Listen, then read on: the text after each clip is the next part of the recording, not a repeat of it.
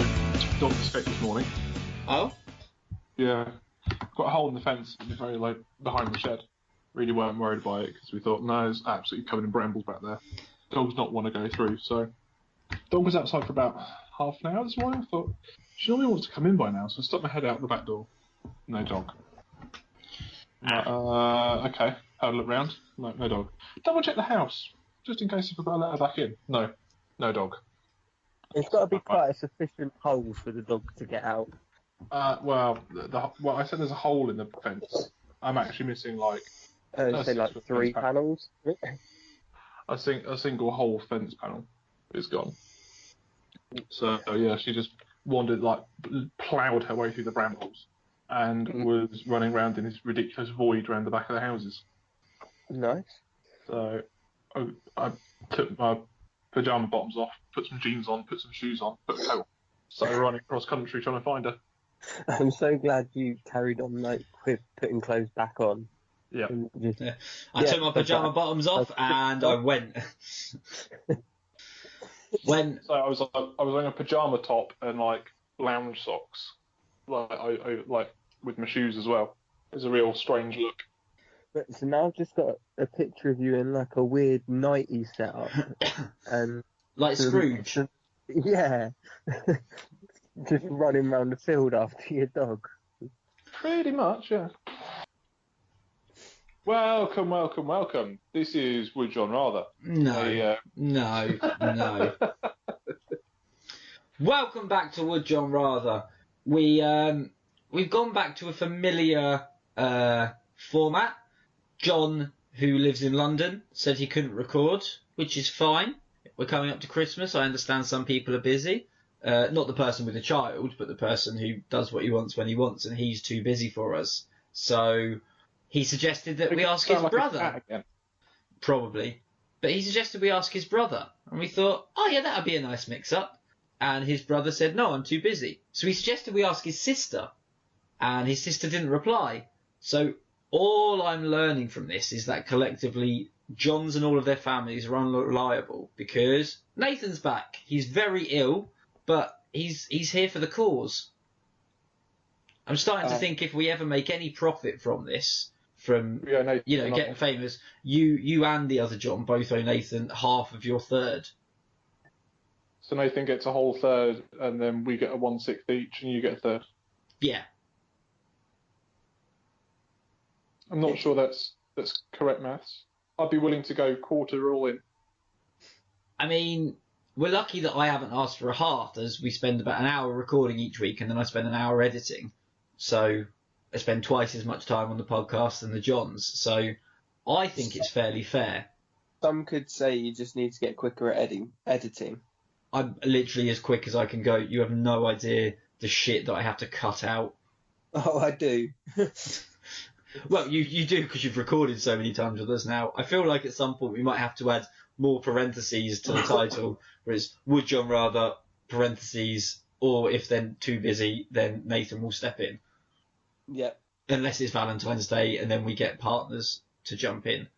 I'm worried there's going to be a trickle-down system where eventually, Nathan, your partner's niece's cousin's hamster's brother, is going to be stepping in because everyone's too busy. It'll be like the Sugar Babes, where none of the original lineup are here. It'll be good Would John Rather, but it'll be like an Agatha, Christie, and a Poirot are doing it. I really got quite sucked into thinking of names there, but you get the gist. You struggled hard. Yeah, I struggled really, really hard there. But as John won last week, that means it's Nathan's turn to ask questions. As always, do try and keep up, because someone has to. I've just got a message from my partner, followed by an email, saying that... Should I not be too loud this week? No, just... I sent you £2 because I've used your Amazon Prime to rent Home Alone. I'm sure it's free on Netflix, but okay. If you were to look at Home Alone in a more cynical, grown-up manner, and not as a kids' film, number one, what did the kid's dad do to be able to take the whole fucking family of 40 of them to Paris for Christmas? Oh, And Must definitely. be some sort of drug lord. House. Number two, what sadistic prick tortures two grown adults in his house rather than just calling the police? I just don't know at what point you forget you've got a child. I mean, When you're you've got, both you're both parents, but have you ever forgotten you've got a child? Especially when they're like 10. Like, I get it if No, you've got no. like a kid that's 6 months old. It's like, oh, I forgot for a second I have a child. Sometimes I look in the mirror and go, oh crap, I forgot I was bald, and I've been bald for nearly a year. But 10 years. My dad's friend has got two kids, and they brought in the first one, who was like toddler aged, no problems. They brought the second one in like a child transportation unit, put Ellie behind the door, and then forgot about her for an hour because she was out the way, outside, out mind of her sleep. They panicked, went back to the car, and went, "Oh my god, she's not in the car. Where is she?" One of my favourite, I think it's Gary Delaney, but I'm not 100%. I think it's been used in a couple of different contexts. But it's a joke of me and my partner have decided we don't want kids. They're not taking it very well. Yeah. Brother, we know that you're ill and you've stepped in to help us keep this show rolling, but let's be professional. Fuck you, I'm making you earn your 50% for editing. 33%, the same as what you earn. Yeah. Unfortunately, 33.3 recurring percent of nothing is still nothing. Yeah. So this week, because I was only told short notice that I had to ask questions, and I don't keep a bank of questions, I tried to cheat and get the kids to give me 6 different things that I could would you rather with. It didn't work out too well. But the first one is from my youngest, so we'll dive right in with Scotland or Australia. Scotland. Well, yeah, Scotland. I feel like you're going to say Scotland because you are part Scottish. I was born there. Oh, so you're fully Scottish. Like I played for the international Scottish team. So you're fully for this new referendum that's happening again. Scotland wants independence again, don't they? As someone living in England and paying for their free university tuition, their free prescriptions, their free NHS car parking, all that sort of stuff, paying for that really vexes me. So if we let them have another referendum and they choose to be out, we can get rid of them and they can start paying for their own way. But at the moment, I'd much rather have free university tuition, free car parking, free prescriptions, and all that sort of stuff that comes with being in Scotland and being a resident right now.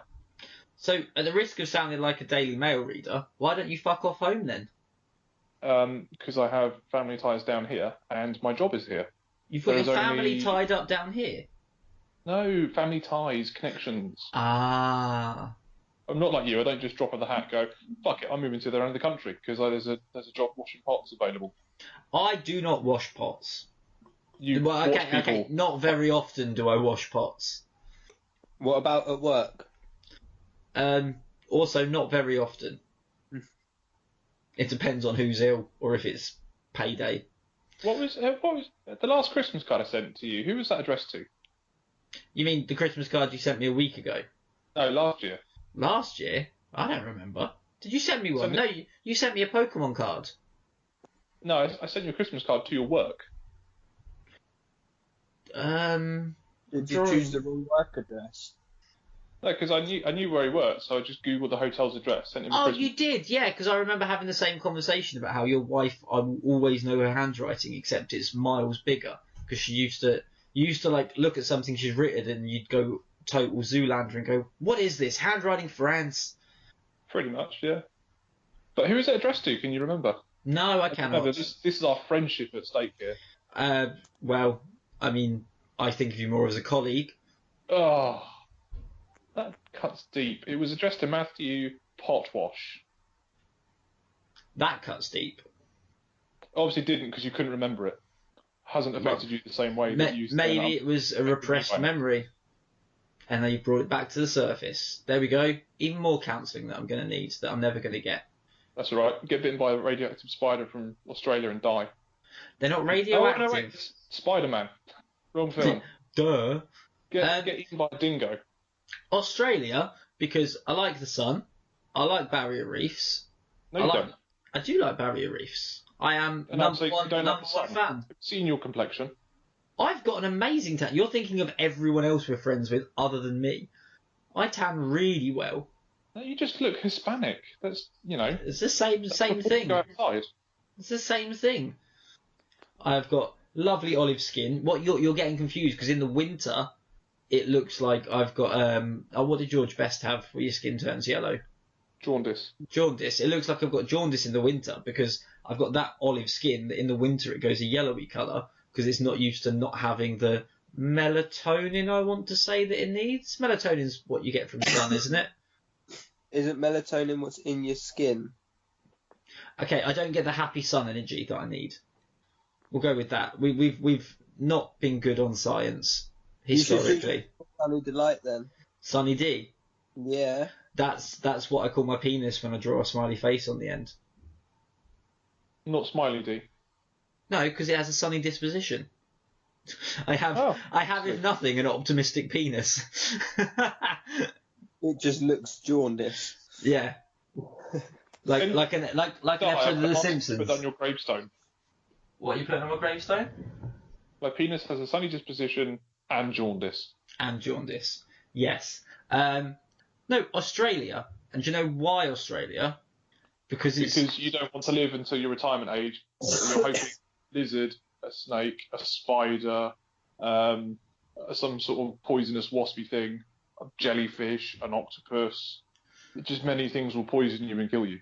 To quote another stand-up comedian, sorry, I'm just going to apparently do that all this episode, but Dylan around where he's talking about Australians, he goes, they're living a quarter of a mile from the sun with a whole host of animals that are trying to kill you, spiders, snakes, swimming knives, but because it's so, I can't remember what the opposite of dense is, but undensely populated.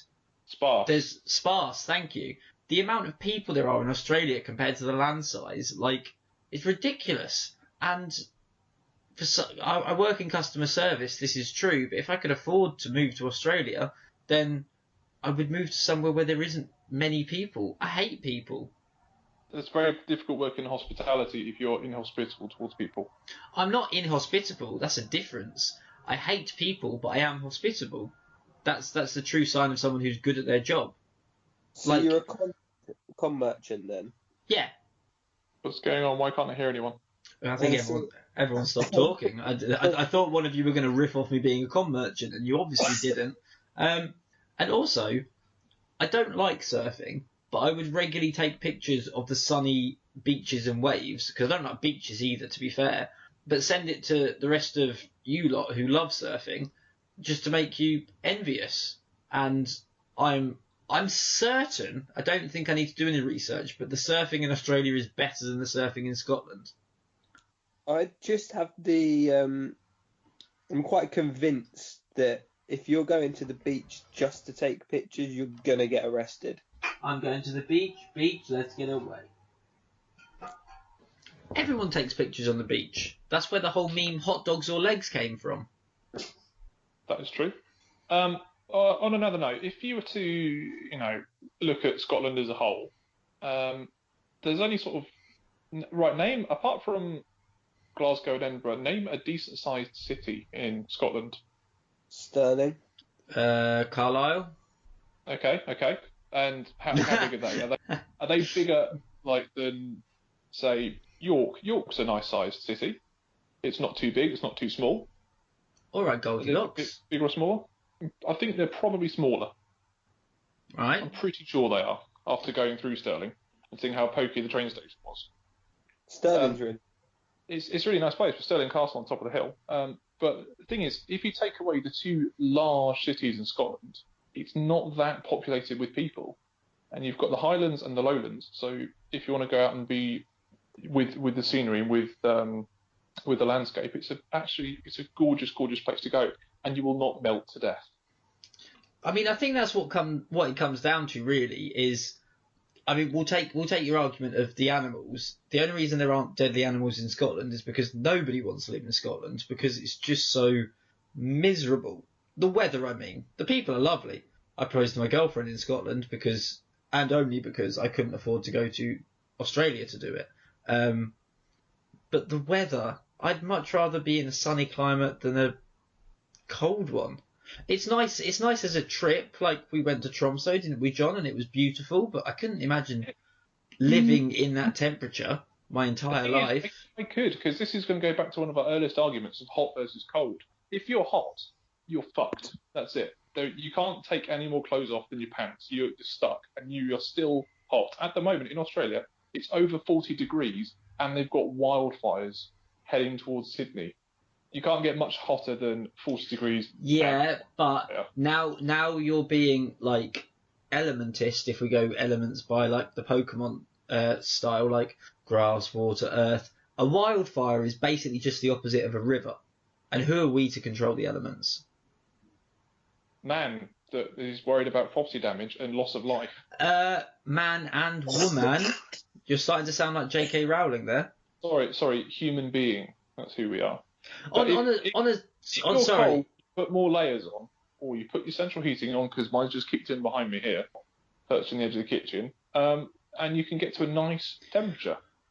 Whereas if you're hot, you are, you're uncomfortable very quickly, and there's very few places you can go to become an adequate temperature that doesn't mean you're a complete recluse. The only place we could hide at work is in the server room, and then when we got found out that we were hiding in the server room, we got a bollocking because we apparently should be doing our job in the sun, and that was very uncomfortable. The thing is, I look at it like I lived in the States for a year, and I lived in Florida in the winter, and I lived in New York in the summer. So it wasn't very often cold. In fact, I can't remember a cold day. Even when it rained, it was still warm. I missed the seasons, which, I'll be honest, I did.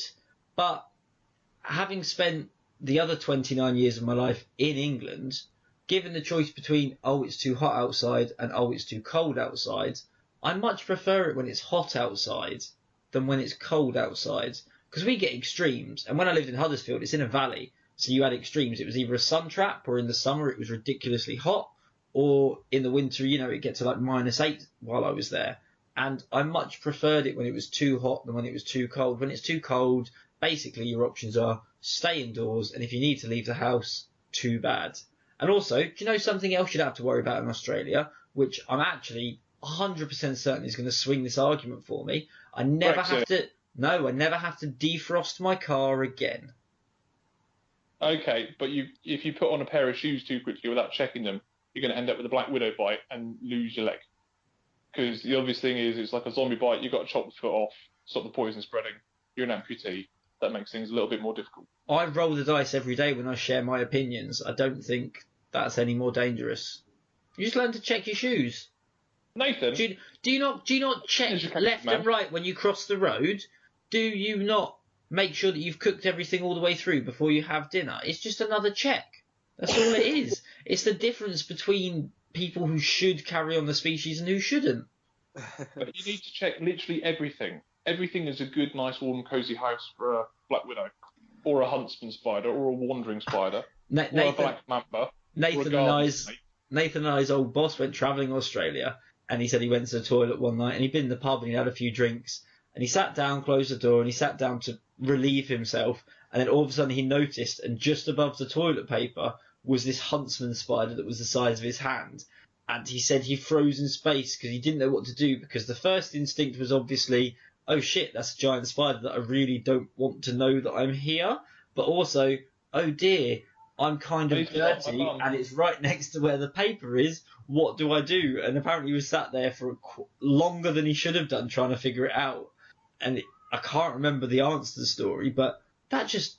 Oh, you'd feel alive after that, wouldn't you? The same sort of people that go bungee jumping and whitewater rafting. It's just the same, but every day, waking up and going, I made it. I made it another day. I'm going to appeal to the father side, Ethan. What dangers have you got to explain to your child about living in Scotland? Probably, there we go, alcoholism. Heroin addicts. Yeah. Don't live in Glasgow in the 90s. That's terrible. They'll make a film about it with Ewan McGregor in it. Just put on Train Spotting and then they're prepared. Yeah, because Scotland is not a particularly dangerous place. And explaining dangerous to children is... I don't know how you find it, but I find it one of two ways. Either it's, oh, okay, and then wanders off and forgets about everything you've said, or they fixate on it Like, and it becomes like- the be all and end all of every conversation you have. like But- I said, I like Scotland. I've been there, but would I want to live there? No. You're talking about spiders and snakes and blue-ringed octopi and scorpion fish, and I'm not helping my argument, but the fear in Scotland is at any moment a caber could land on you, and I can't live with that. What? Oh, okay. Surely, brother, you know about caber tossing. No. Oh Matt's wow! an So expert so in all things that get tossed. my joke landed really well with one and not at all with the other. You know where they throw logs? Yeah. That's caber tossing. It's a Scottish sport. Right. Like the big pylon type log things. Yeah, like in Super Ted, you know where they're running on the logs after the lumberjacks have cut them into the river, like that, but they throw them. Yeah, I know what you mean now. I just didn't know that's what they were called. I just assumed that was common knowledge, but apparently that was a really niche joke that John really enjoyed. So, Hey, it's my national pastime. Don't take the mick. Right. I think we've had enough time on this one. Scotland wins. what? Yes. Why? There is no argument to save you from the animals. I would prefer to be too cold than too hot. Your defrosting your defrosting the car argument would have been okay, but I think it's much better to get into a freezing car and let it warm up than it is to get into a baking hot car and let it cool down. All right, I see. I disagree with you there. Yeah, and when it's really hot, I can't stand it. Yeah, you've got air conditioning, but it's so dry. There's nothing like that beats being like next to an open fire and being all warm and cozy. And personally, I do just love Scotland. So yeah, Scotland wins. Cool. Cheers. This is an open letter begging Scotland not to leave Great Britain because Nathan will miss you. Although, if Scotland leaves Britain and Brexit happens, when you go to Scotland, you get another stamp in your passport. A little stamp of a haggis or a thistle. Oh, brilliant! So we'll fill up my passport quicker, and I'll have to pay money for a new one sooner. Fucking who are you kidding? You don't live the jet setting lifestyle. No, but John does, and if John was here, that's what he'd say. No, because John has cleverly bought the for the extra like £5 the passport with 3 times the amount of pages. Can you do that? Yeah. Oh. I swear he's in another country every other day. I think every other weekend. I think he's an international man of mystery. He is an international man. See, now you've ruined it for him, haven't you? Well, not really, because we're not that widespread yet. Are you hoping that by the time this finally kicks off, he'll be retired? I'm hoping that Kirsten's a sleeper agent. Oh, what? And she listens to this, realizes, and then what? Offs John? Yeah, there might be a code word that we need to say that will, like, activate her. Quick, think of random words. Avocado, helicopter, penile inflation. Did you say Pilau inflation? We'll say that's what I said. Yes, the price of rice these days is skyrocketing. Welcome to The Price of Rice with John! Hello, welcome. Do we have any suggestions of the week other than John's wife killing him? Watch bad lip reading on YouTube. It's quite funny. Oh, is this your love after I sent you some videos the other day? Because, yeah, I only watched the NFL ones, which were quite funny because you don't know what they're saying anyway because it's all sort of commentator speak and you can see the guys giving it some. So you don't really know what they're on about, and then the bad lip reading guys fill in with the most ridiculous things. And then the one you sent me was really good. Of the Star Wars Yoda sequel. See, I'd seen the Star Wars Yoda seagulls, and it's really funny. And then Lauren was talking to me about Bushes of Love, and I went, "What? You've never seen Bushes of Love? You live on YouTube?" And I was like, "I don't know what you're talking about." She went, "Oh my god, I know all the words." I was like, "Okay." And she put it on, and I sat through it, and I went, "Yeah, it was okay." But I think it's better than Seagulls because it flows like an actual song, and it's a little bit ridiculous, but it's like there's bits in it that are really funny, and the rest of it's just like a normal song. And then watched with the video, it's really good, and it's got to the point where, because we're talking about weddings and things, when we're signing the register, Bushes of Love is now, from the last conversation we had anyway, that's one of our songs that's going to be on while we sign the register. So anyone who's not seen Bushes of Love, do go and watch it. It's hilarious. I'll have to watch that after this. I thought I sent it to you, but obviously not. No. 49 times. Sorry, go on. Question 2? Yeah, why not? Is this another one from the kids? No. Ah. Let's say the only other one they new car or Xbox, but we're not going to do that question. So you've got 3 kids, and the only one that gave us a question was Baby Adolf. Yeah. Okay. So, would you rather be always angry or always sad? I think always sad. I'm going to go for always angry. Because you have to. Yes, and after spending the last several months being always sad, I don't want to do it. It's rubbish. I think there's a poet. This is not going to be for anybody who listens to us for the japes. I feel like this is not going to be a funny japey segment. So maybe skip forward 8 minutes. 8 minutes. That's optimistic. I'd say about 14. That's what my fiance says. Yeah, I think there's something poetically nice about being sad, because part of the thing that I do at work with my team is I like, when everyone's really happy, I like to bring them down. When everyone's not, and when everyone's sad, I like to bring them up, because I like to try and keep people like along the middle. You have to have your sad days to have your good days, because your sad days make your middle days seem better, and your middle days and your sad days make your good days seem that much better. So when you're sad and you overcome it, it's, you've made it through the day. You've had a bad day, nothing's going your way, it hasn't been your day, your month, or even your year, but you've got through it. And one of the things that I say to my team quite often at work, and I think it as well, is you've woke up again today. Like, you've got a roof over your head, you've got food in your belly, you've got somewhere to sleep, you've got a job. Like, it could be so much worse. And even if there's a lot of the things that make us sad, for people like us, I know there's people out there that are actually, there's people that are in worse scenarios that are happy, and there's people that are in better scenarios that are sad. But a lot of the things that make us sad are so superficial, they don't matter. And I think you'd eventually kind of not get used to it, but then when you do just get like that little bit of happiness, it means so much more.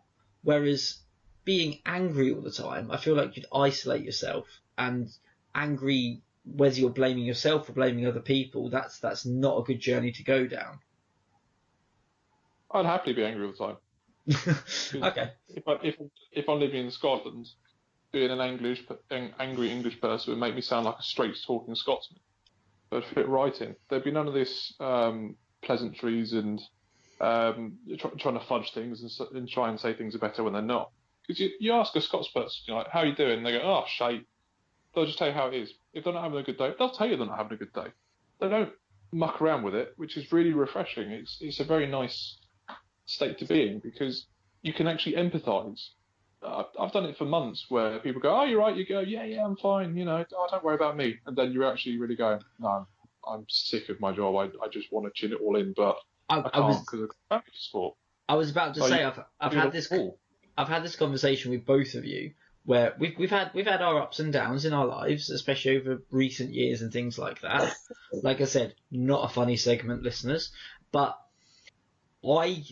it's almost, evil's not the word, but like sycophantic, or I can't think of the correct word for it. John's not here, so we don't know words for things, but when no, you can't just say that all the time. But when people say to you, are you okay? And if you are sad or you're having a bad day, angry or sad works, but sad it works better, and you go, no, I'm not actually. I'm not okay. And even if I'm in the worst of moods, the look of panic on the person who's asked face when you tell them, no, I'm not okay, it just cheers me up instantly because it's a politeness. The whole point of that question is just people being polite, going, "You're right," and you go, "No, actually, it's been a rough couple of weeks," and the panic of them going, "Oh no, now I have to have a conversation about this. I was just being polite." Shit! It instantly cheers me up of the awkwardness that's in there because too many people are afraid of admitting that they're not okay, which will put the whole like big thing to the side. But so many people for so many years have just pretended they're okay when they're not. So now when you admit to someone, "No, actually, I'm not all right," nobody knows what to do. Yeah, I do that as well. Started just answering straight from the off, and it is quite enjoyable to watch people's reactions to, "Okay, I wasn't expecting that answer." But on the bigger picture thing, it's also the next step in being able to deal with it. Because this is not a very funny or entertaining segment, I'm going to call it there. I'm going to call it for being sad. Because it's okay to be sad. Yeah, it's okay not to be okay. I do think being angry all the time would alienate you, which would then result in you being sad as well as angry. I hadn't even got to my section where I was going to say you just become a professional power lifter. Just be angry at the weight and throw them across the room. The thing with being angry is, and I know the difference between, sorry Nath, I know you've called it, but I think it's quite a valid point. The difference between sad and angry, you can imagine the same thing. Of if you're sad and someone says, "Are you okay?" and you say, "No, I'm not okay," and then that happens, we've discussed that part. But if you're angry, and I know because it's the middle of Christmas, I work in hospitality, I have been stressed, the pressure's been on, and people come to me and I have been angry, and they go, "Are you all right, Matt?" And my instant reaction, if enough people have asked me or enough pressure has been put on me to the point that I'm going from cold to diamond, I go, "You know what? No, I'm not fucking okay," and I go on a massive rant, which a problem shared is a problem halved when you're sad. But when you're angry, all you're doing is riling up other people to then be angry on your behalf, which creates more angry people, which just makes the whole thing worse. I prefer the term vibrantly passionate. Which is very different to a passionate vibration. Indeed. Right, so that's the end of that question. I've got a question 3. Disclaimer, don't judge me based on this question. Well, now we're going to judge you based on this question. We can't do anything else. Okay then, would you rather your girlfriend was a life-size teddy or your pet was a dog-sized caterpillar? Okay, John, before you answer, brother, where did this question come from? My sick head. Your fever dreams because of how ill you are. Yeah. So will you go over the options one more time and then we'll answer how we normally would? I just had to get that in. Sorry, John. So would you rather your girlfriend is a life-size teddy or your pet is a dog-sized caterpillar? Can I go for dog-sized caterpillar? Because my dog's fucking huge. And then she'll turn into a moth and basically be Mothra, who we know has won questions already in this podcast. True. Did you know that when caterpillars turn into butterflies? So I read this the other day, and I don't know how accurate it is because depending on where you read stuff on the internet, it could be completely true or completely false. But this is what I read anyway. So caterpillars have already got the butterfly wings inside them. Yes, they do. And when they spin a cocoon, they go into the cocoon and they basically completely melt into a goo and then reform into a butterfly. Yeah. But they maintain their memories, or at least maybe not memories is the right word, but their instincts from when they were a caterpillar, which is just amazing. And the fact that you could train your caterpillar dog, who would then turn into a giant chrysalis. If we've not mentioned it before or whatever, John's dog is the size of a small shed. He's a double cheeseburger, or what's it called? Leon Burger. Leon Burger, yeah. and then would turn into a giant butterfly or moth. We can't say it's definitely going to be a moth because we don't know what type of caterpillar it is. But my question before I can argue this is, when you say that my fiance is a giant teddy bear, do you mean she's still her, but she's like basically like an animatronic teddy bear, or do you mean she's going to be nicer to me? No, the first one. Ah, okay. Will she also be nicer to me? No, I think she's the same person, same personality, same traits. She's just a giant teddy bear. Can she be one of the Build-A-Bear ones where I can put a string in her back and make her say things like, yes, you're right? I'm just imagining it as Ted but scaled up. So Yeah, pretty much. really sarky and will take you down a peg when you need it and deserve it. Well, So yeah, like I said, that's same personality. so my current fiance. Okay. I mean, she would be really cuddly, but it would be weird when we go out, and she also wouldn't have fingers, so I'd have to do a lot more for her. So you're making this really difficult. But like a bear, not a cuddly toy, a bear, A teddy bear. a teddy bear. That's fine because it means I instantly know what to do for every date night. I wouldn't have to be like, oh, should we get a takeaway, or should we go out for a meal, or should we do this, or should we do that? Every time I'm in the bad books, know what I'm doing? Picnic. Porridge. Oh. Whereas at the moment, if I took my fiance down to the woods today, I would be in for a big surprise, but it wouldn't be that much of a surprise because it'd be, why the fuck have you brought me to the woods? Why are we walking? This is not a hobby. Just think, if I trained my asteroid caterpillar butterfly well enough, I could use her as a jetpack and just fly around. It'd be brilliant. See, there is one giant downfall, and that caterpillars and butterflies live for like a couple of days. Yes, but if they're scaled up several thousand times the size, they might last for several thousand times the time. I mean, this is up to question asker to say, because I don't know how scientifically accurate that analysis is. So, I mean, I'm gonna say yeah, that's fine. It kind of makes sense. okay, so 1,000 times, say they'll live 1,000 times longer. Yeah, why not? Yeah, okay, so 3 years, 1.5 years as a caterpillar, 1.5 years as a butterfly. Whereas my furry girlfriend, fiance, is going to live forever.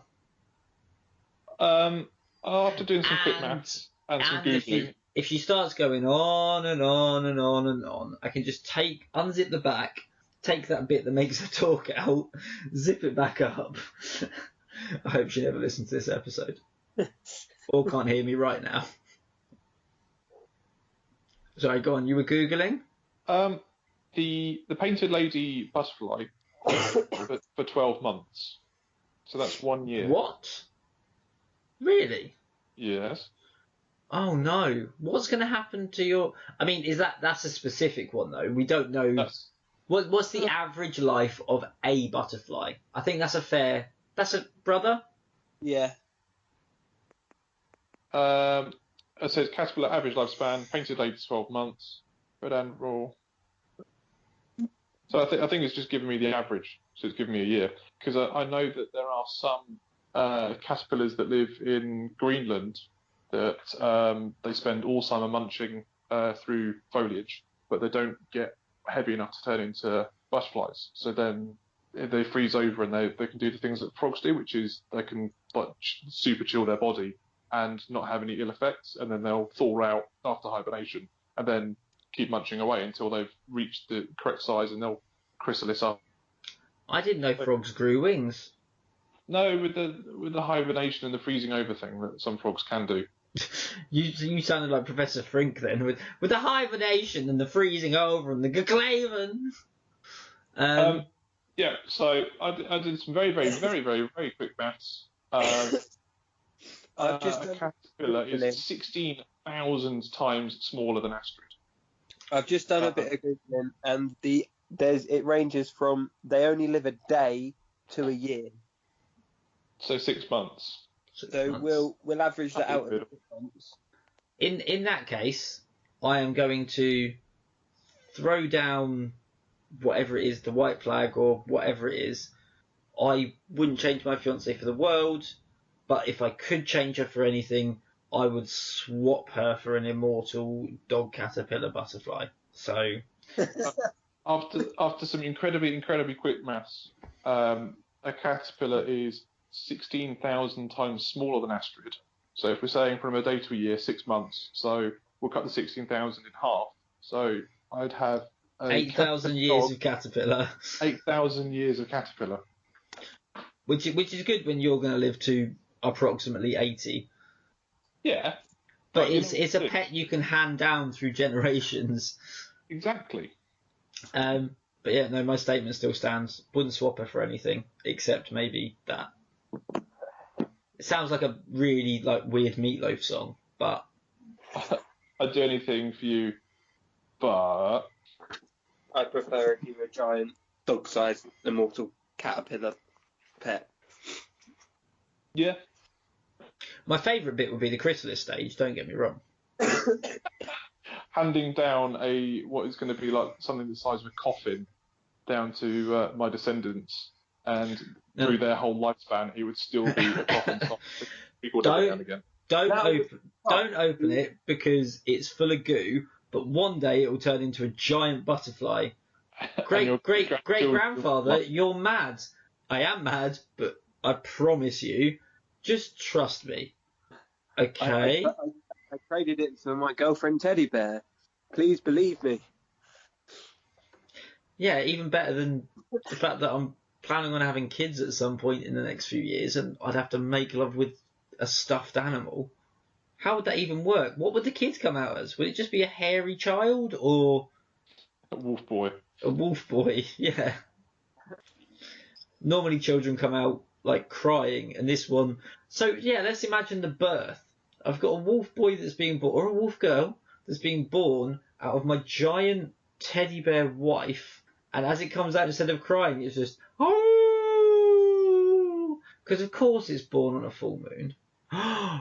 Maybe it's a were-teddy. Of course it'll be a were-teddy. It's got a conscience. It's like Where's Wally, but for a teddy bear. Or it'll be like Sorry, I just got Nathan's joke. Animals in Five Nights at Frankie's, whatever it is.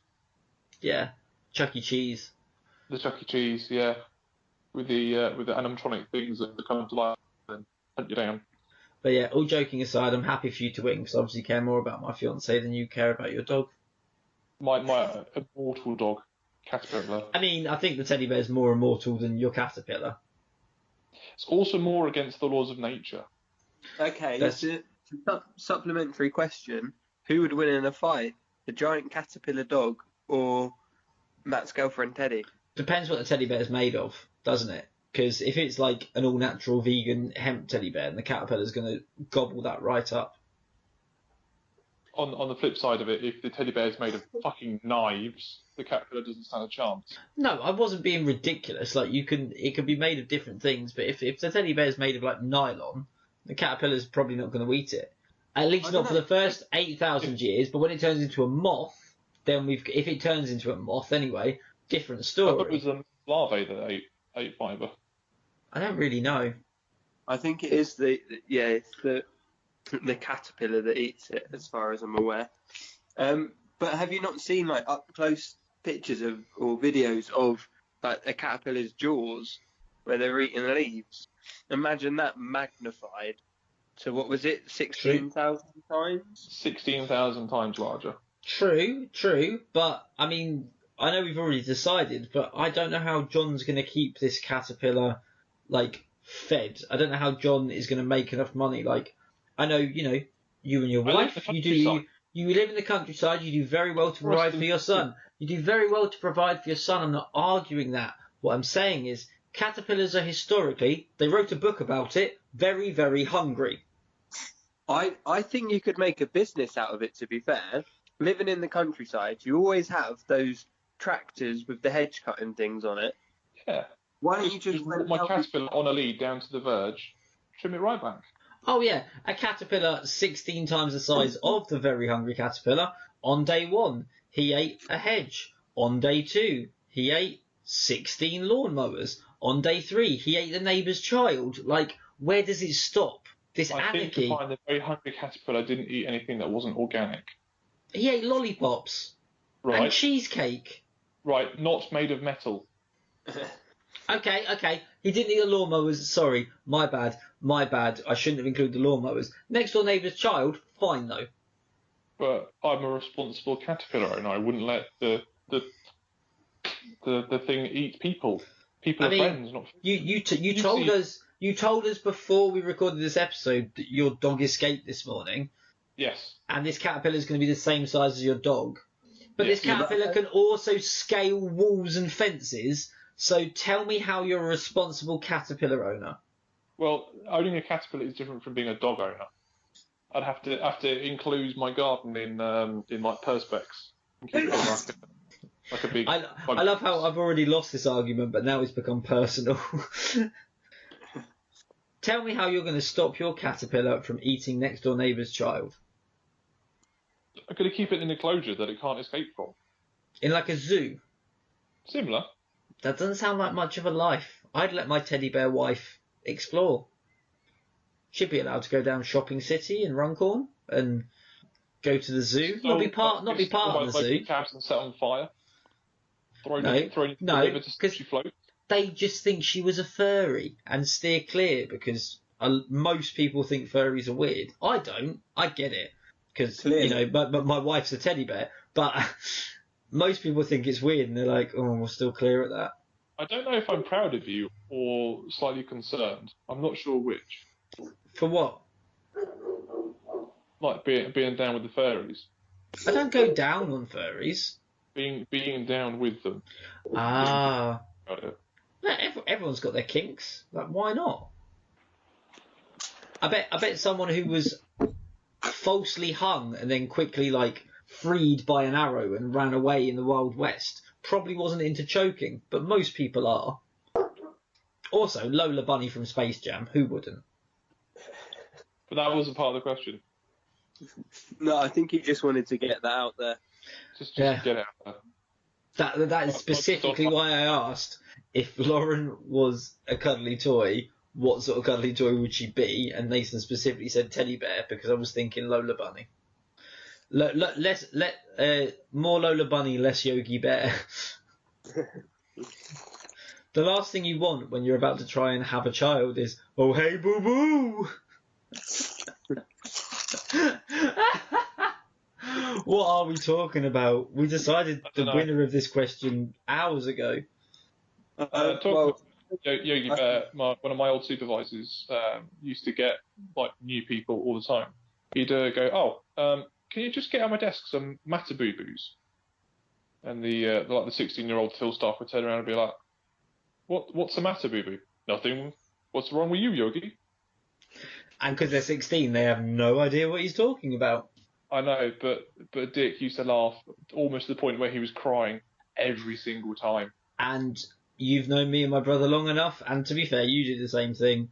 There is no better joke than one that makes you laugh that makes no one else laugh. Yep. Completely. Right. Yeah. I haven't really announced it yet, but giant dog caterpillar wins. Fair enough.